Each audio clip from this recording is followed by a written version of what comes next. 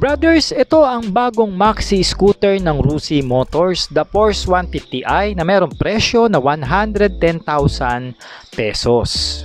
Features nga sa motor ang pagkakaroon ng colored na digital meter. At syempre pa, naka-LED na rin ang lahat ng kanyang ilaw na magmula sa headlight, turn signal lights, taillight at kasama na rin dyan ang daytime running light. Naka-disc brake ang likod at harapan nito na gulong at meron pa yung features na combi brake system. Meron itong 9 liters fuel tank capacity at kayang kumonsumo ng 40 km per liter.